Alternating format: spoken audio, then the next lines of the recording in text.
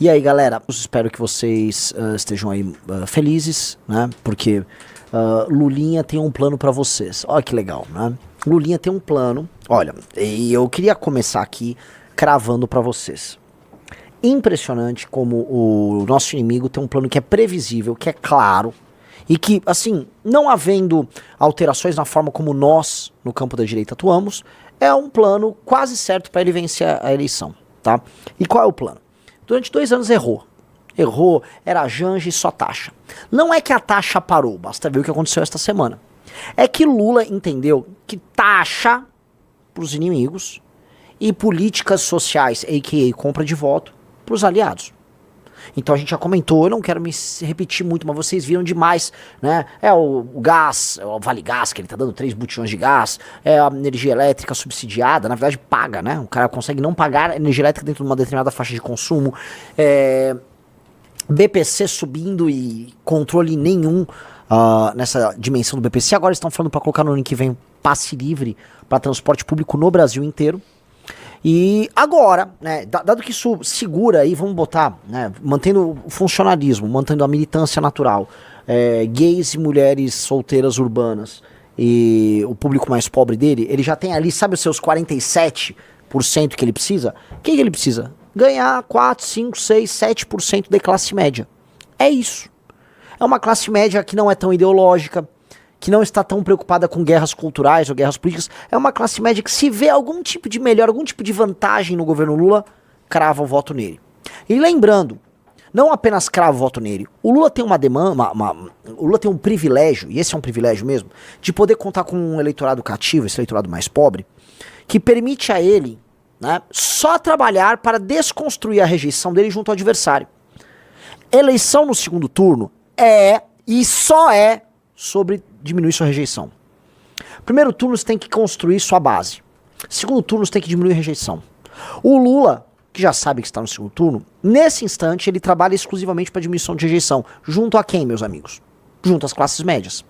Então essa notícia, e a gente vai ler aqui para vocês, Lula lança pacote com financiamento de moradia para a classe média e reformas, tá? É a forma dele começar a chegar nesse eleitor que ele tem que diminuir a rejeição. E aí esperem assim, se ele tá focando agora na classe média, espere ele continuar escondendo a Janja, espere diminuição drástica das polêmicas, espere, vamos dizer, discussões dele com o Donald Trump no sentido de parecer que ele tá resolvendo a questão, tá? Então espere, e isto é muito preocupante, espere uma atuação do Lula para vencer as eleições. Ele farejou a chance de vitória e ele tá levando a contento.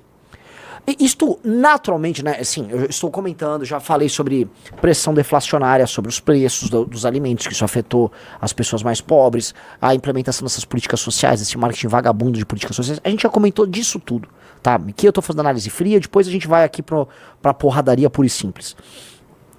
Mas a gente tem que colocar um ponto de partida político para esse novo momento, que foram as sanções aplicadas pelo governo americano e comemoradas pelo bolsonarismo.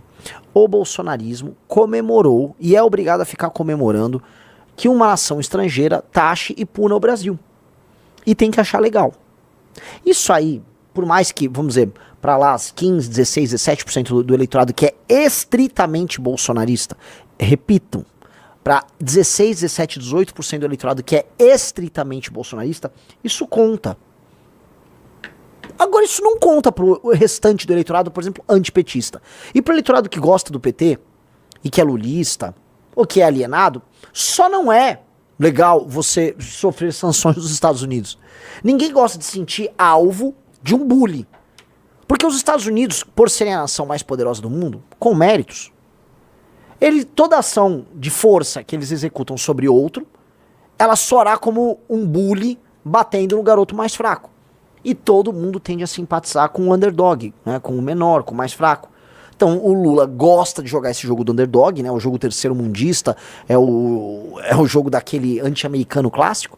Então ele pegou, fez essa oposição, e ali você tem um marco zero de um novo Lula.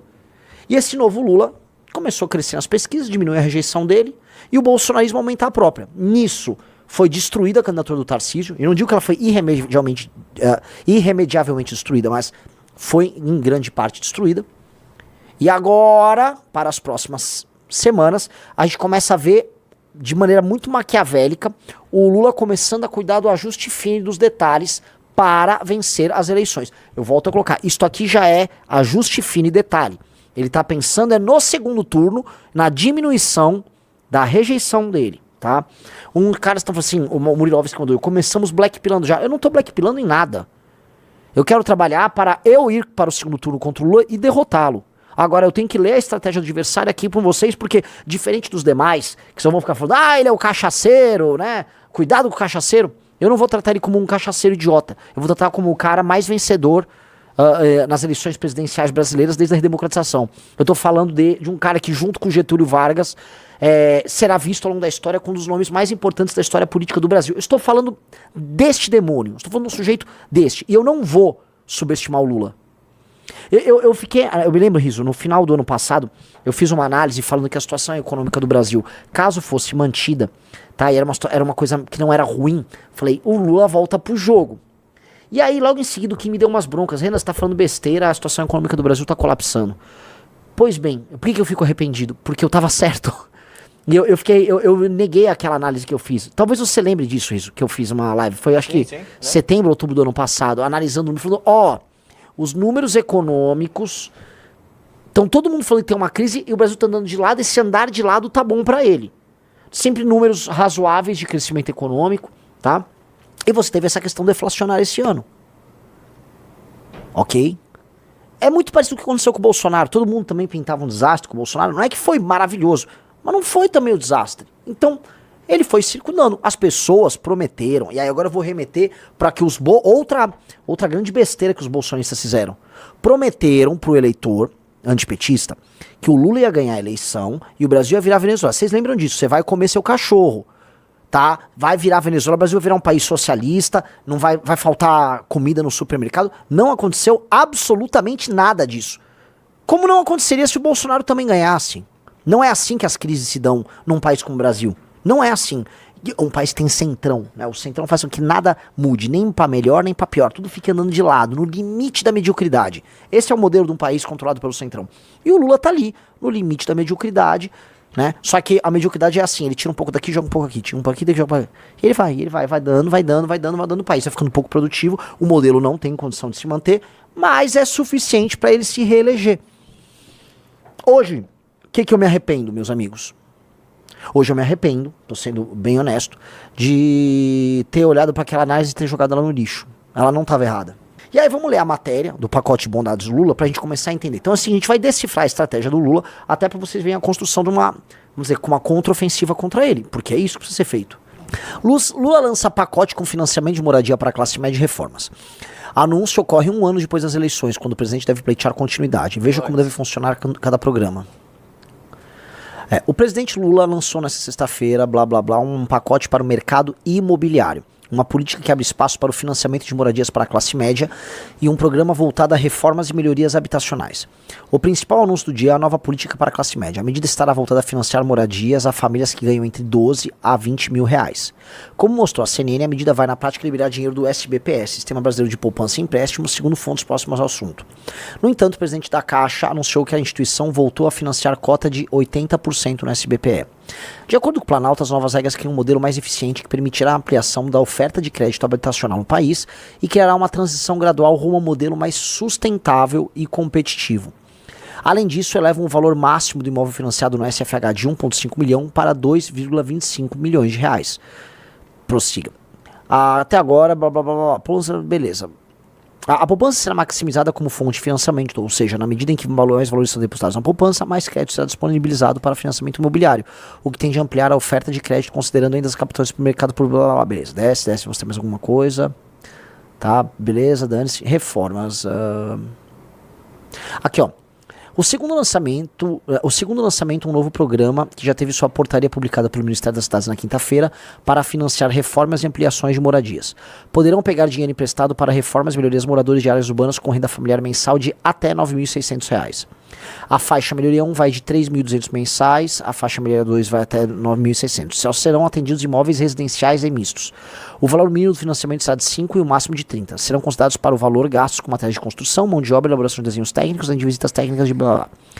Segundo a apuração da Sirene Brasil, 40 bi do Fundo Social do Pré-Sal, abastecido com dinheiro dos royalties do petróleo, vão viabilizar o programa. Em julho foi aprovada a lei que permitiu a utilização desse dinheiro para fins habitacionais. A nova política para a classe média. A política do governo será permitir a livre utilização de recursos pelos bancos em operações rentáveis, com a contrapartida de as instituições considerem crédito imobiliário em montante equivalente ao captado. Assim, serão inicialmente liberados 5% do compulsório e, caso não haja intercorrência, os 20% estarão disponíveis a partir de 2027. Durante as discussões da proposta, o setor imobiliário avisava ao governo que temia impactos de uma mudança abrupta e pediu uma regra de transição. Blá, blá, blá, blá, blá, blá, blá, blá. Vamos ler aí. Cara, vamos ser direto. Tá? Vamos ser direto. Para as famílias de classe média mais humildes, e isso eu tô falando daquela semi-favela, sabe aquele semi-barraco? Você pegar um empréstimo, possivelmente subsidiado em alguma medida, para você fazer uma reforma de até 30 mil reais, Riso, é basicamente o cara precisa para bater uma laje, para construir. Hoje é isso.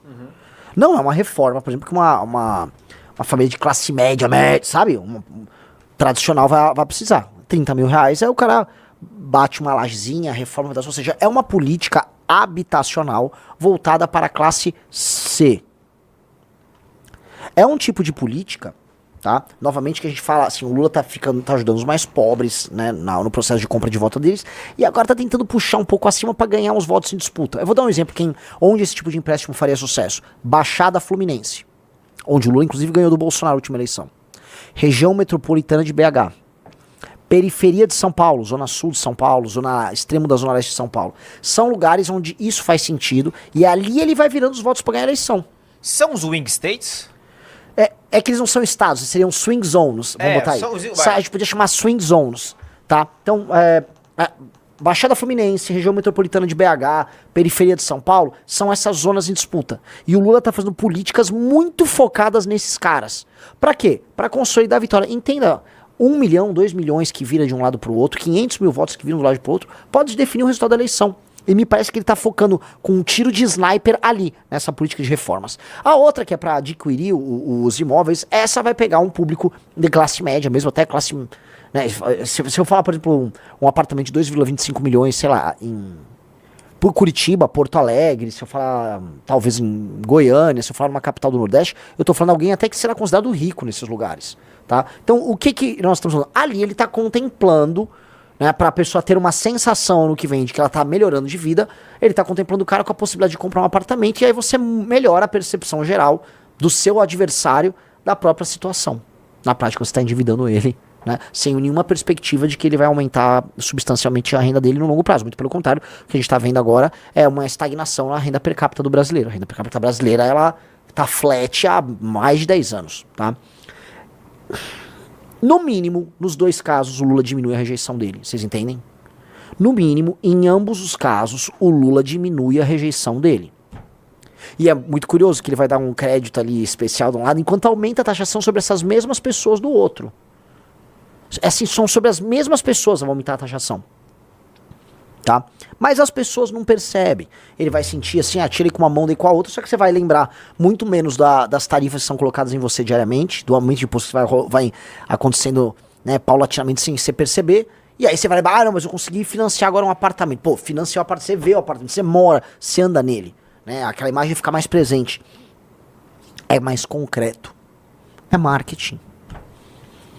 É marketing e é um plano eleitoral. Tô sendo maquiavélico aqui, né? Fazendo uma leitura maquiavélica, é um plano eleitoral bastante eficaz. Porque o que me parece é que essas pessoas mais pobres, as mais pobres, ele meio que já tá garantido com elas. Ele já vai garantir o jogo ali com os mais pobres. Ele tá diminuindo, gente, prestem atenção, Lula está cuidando de detalhes de segundo turno agora. Eu lembro que muita gente tirou sarro da chegada do Sidônio nesse governo. Quem lembra? Ah, o Sidônio, não sei o quê. E aí, amigos? E aí? É outro corte que você pode fazer. Desde a chegada do Sidônio, o governo é outro.